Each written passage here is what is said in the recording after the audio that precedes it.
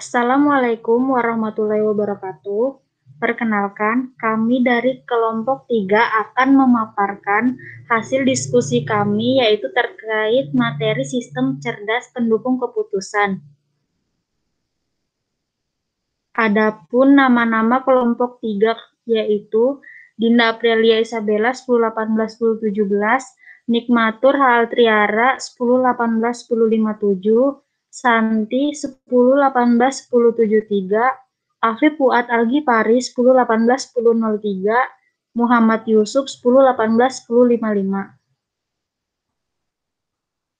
Adapun outline yang akan kami bahas yaitu yang pertama teori keputusan, yang kedua decision support system modeling, yang ketiga certainty, uncertainty, and risk, yang keempat multiple goals, sensitivity, analysis, and goal seeking, dan yang kelima yaitu model data. Yang pertama yaitu teori keputusan. Teori keputusan. Pada awal 1970-an, Scott Morton pertama kali mengartikulasikan konsep utama DSS. Beliau mendefinisikan sistem pendukung keputusan sebagai sistem berbasis komputer interaktif yang membantu pengambil keputusan menggunakan data dan model untuk memecahkan masalah yang tidak terstruktur. Menurut Gorey dan Scott Morton 1971. Sistem pendukung keputusan memasangkan sumber daya intelektual individu dengan kemampuan komputer untuk meningkatkan kualitas keputusan. Ini adalah sistem pendukung berbasis komputer untuk pengambil keputusan manajemen yang menangani masalah semi-struktur menurut Ken dan Scott Morton 1978.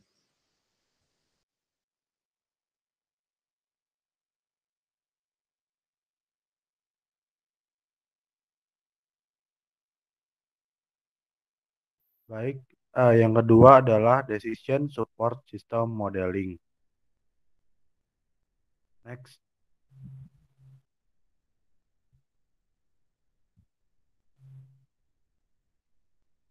Banyak aplikasi yang mudah menggambarkan bagaimana model-model yang digabungkan ke dalam DSS itu berkontribusi pada kesuksesan organisasi, seperti Pilotex, Fiat, Procter, dan Gamble. Publikasi Inform seperti Interfaces, ORMS Today, dan majalah analitik semuanya menyertakan cerita yang menggambarkan penerapan model keputusan yang berhasil dalam pengaturan nyata. Model simulasi dapat meningkatkan proses pengambilan keputusan organisasi dan memungkinkan untuk melihat dampak dari pilihan masa depan. Next. Permodelan itu ialah elemen kunci dari sebagian besar DSS, dan kebutuhan dalam DSS berbasis model. Ada banyak kelas model, dan seringkali ada banyak teknik khusus untuk menyelesaikan masing-masing model. Next. Simulasi ialah pendekatan permodelan yang umum, tapi ada beberapa pendekatan yang lain. Menerapkan model ke situasi dunia nyata itu dapat menghemat jutaan dolar atau menghasilkan pendapatan jutaan dolar. Christiansen DKK pada tahun 2009 menjelaskan penerapan model tersebut dalam operasi perusahaan pelayaran. Mereka menjelaskan aplikasi turbo router, DSS untuk peruteran dan penjadwalan kapal. Mereka mengklaim bahwa hanya dalam periode 3 minggu, sebuah perusahaan menggunakan model ini untuk memanfaatkan armadanya dengan lebih baik, menghasilkan keuntungan tambahan sebesar 1 hingga 2 juta US dollar hanya dengan waktu yang sangat singkat.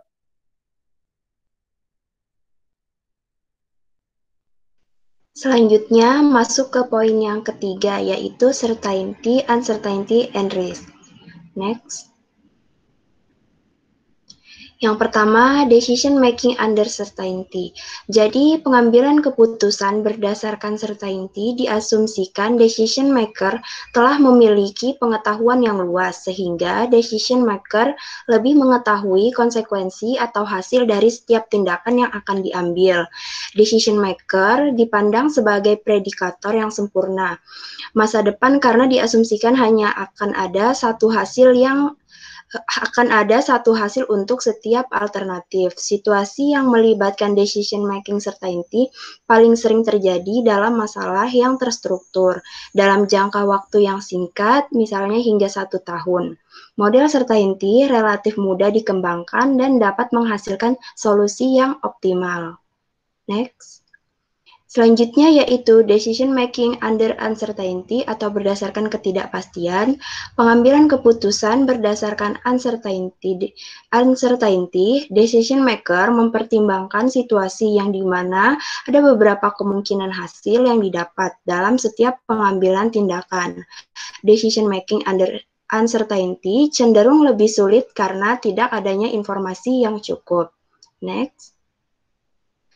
Selanjutnya yaitu decision making under risk atau bisa disebut risk analysis. Pengambilan keputusan yang dibuat berdasarkan risk merupakan keputusan yang dimana decision maker harus mempertimbangkan hasil pada setiap alternatif masing-masing dengan probabilitas kejadian yang diberikan. Decision making dapat melihat tingkat resiko pada setiap alternatif. Risk analysis merupakan metode pengambilan keputusan yang menganalisis resiko berdasarkan probabilitas pada setiap alternatif. Selanjutnya akan dipilih nilai terbaik yang sesuai dengan harapan.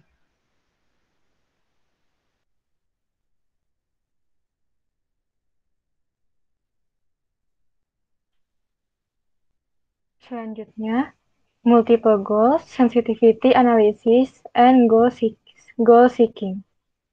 Multiple goals yaitu analisis keputusan manajemen bertujuan untuk mengevaluasi sejauh mungkin seberapa jauh setiap alternatif memajukan manajer untuk menuju tujuan mereka. Seringkali perlu untuk menganalisis setiap alternatif dalam terang penentuannya dari masing-masing beberapa tujuan. Banyak model kuantitatif dari teori keputusan didasarkan pada perbandingan tunggal ukuran efektivitas, umumnya beberapa bentuk utilitas bagi pembuat keputusan. Karena itu, biasanya perlu untuk mengubah masalah tujuan ganda menjadi masalah efektivitas ukuran tunggal sebelum membandingkan efek solusi. Analisis keputusan manajemen bertujuan untuk mengevaluasi sejauh mungkin atau seberapa jauh setiap alternatif memajukan manajer menuju tujuan mereka. Biasanya sulit untuk mendapatkan pernyataan eksplisit tentang tujuan organisasi, lalu pengambilan keputusan dapat mengubah pentingnya ditetapkan ke tujuan tertentu dari waktu ke waktu atau untuk skenario keputusan yang berbeda. Lalu sasaran dan subsasaran dipandang secara berbeda di berbagai tingkat organisasi dan dalam departemen yang berbeda. Lalu sasaran berubah sebagai respon terhadap perubahan dalam organisasi dan lingkungannya. Hubungan antara alternatif dan peran mereka dalam menentukan tujuan mungkin sulit untuk diukur. Masalah kompleks diselesaikan oleh kelompok pengambilan keputusan yang masing-masing memiliki agenda pribadi. Lalu peserta menilai pentingnya prioritas berbagai tujuan secara berbeda. Lalu sensitivity analysis.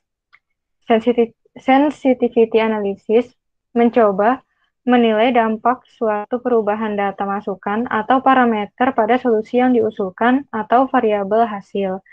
Sensitivity analysis sangat penting dalam MSS karena memungkinkan adanya fleksibilitas dan adaptasi terhadap kondisi yang berubah dan persyaratan pengambilan keputusan yang berbeda situasi, memberikan pemahaman yang lebih baik tentang model dan situasi pengambilan keputusan yang mencoba dideskripsikan, dan memungkinkan manajer untuk memasukkan data untuk meningkatkan kepercayaan pada model.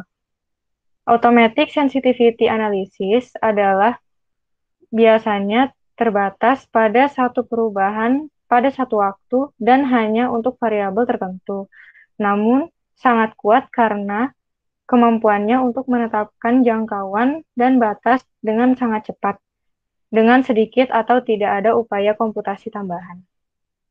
Sensitivity analysis menguji hubungan dampak perubahan variabel dan parameter eksternal atau tidak terkendali pada variabel hasil, dampak perubahan variabel keputusan pada variabel hasil, pengaruh ketidakpastian dalam memperkirakan variabel eksternal, pengaruh interaksi dependen yang berbeda antar variabel, kekokohan keputusan dalam kondisi yang berubah. Analisis sensitivitas digunakan untuk merevisi model untuk menghilangkan sensitivitas yang terlalu besar, menambahkan detail tentang variabel atau skenario sensitif, memperoleh estimasi yang lebih baik untuk variabel eksternal yang sensitif, mengubah sistem dunia nyata untuk mengurangi sensitivitas yang sebenarnya, lalu menerima dan menggunakan dunia nyata yang sensitif atau karenanya rentan, yang mengarah ke pemantauan terus-menerus dan ketat hasil aktual. Lalu yang terakhir, goal seeking. Goal seeking menghitung nilai masukan yang diperlukan untuk mencapai tingkat yang diinginkan sebuah keluaran atau tujuan. Ini memiliki pendekatan solusi mundur. Contoh pencarian tujuan yaitu yang pertama, berapa anggaran lead bank tahunan yang dibutuhkan untuk tiap pertumbuhan tahunan sebesar 15% pada 2018, dan berapa banyak pesawat yang dibutuhkan untuk mengurangi waktu tunggu rata-rata pasien di ruang gawat darurat kurang dari 10 menit.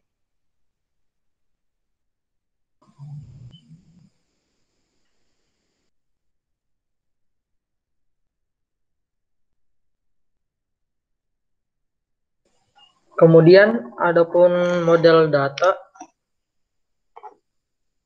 di sini kita ambil contoh data warehousing definition and concept, di mana data warehouse ini ialah kumpulan data yang dihasilkan untuk mendukung suatu keputusan untuk membuat. Ini juga merupakan tempat penyimpanan data terkini dan data historis dari minat potensial bagi para manajer di seluruh organisasi.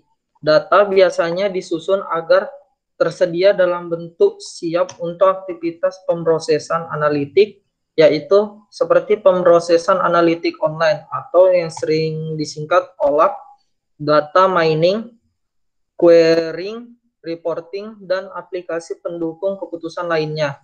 Sebuah gudang data ialah kumpulan data yang berorientasi pada subjek, terintegrasi, varian waktu, dan tidak mudah berubah, yang mendukung proses pengambilan keputusan manajemen.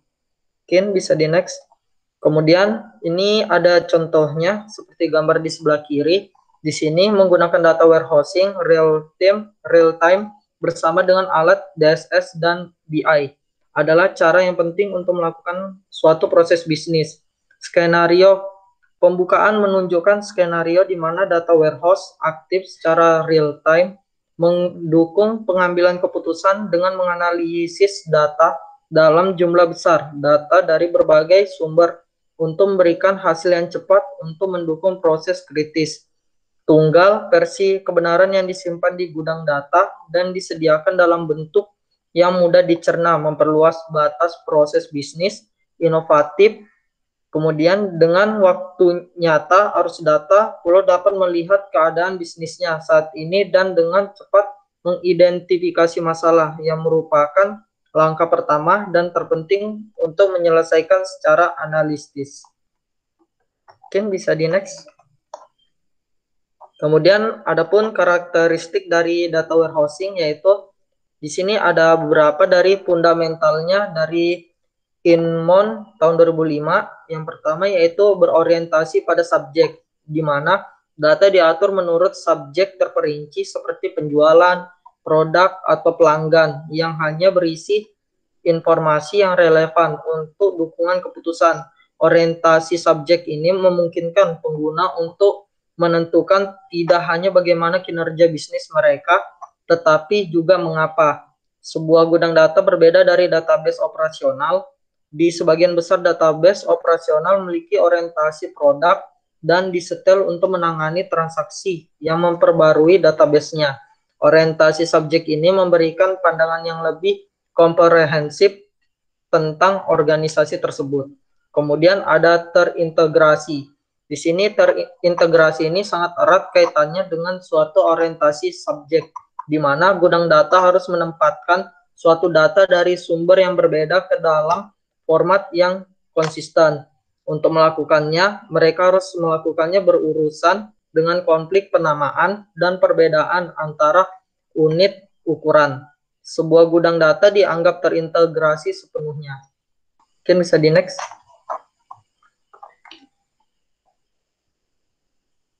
Bisa di next.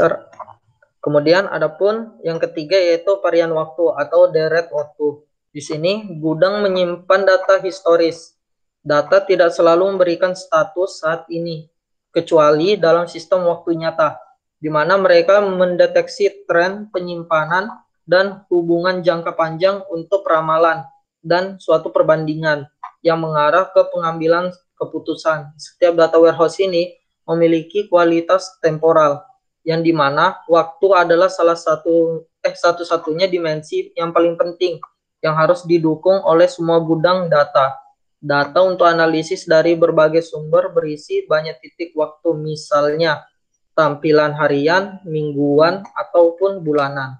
Kemudian ada tidak mudah menguap, di mana setelah data dimasukkan ke dalam suatu gudang data, pengguna ini tidak dapat mengubah atau memperbarui suatu datanya. Data yang tidak terpakai akan dibuang dan perubahan dicatat sebagai data baru.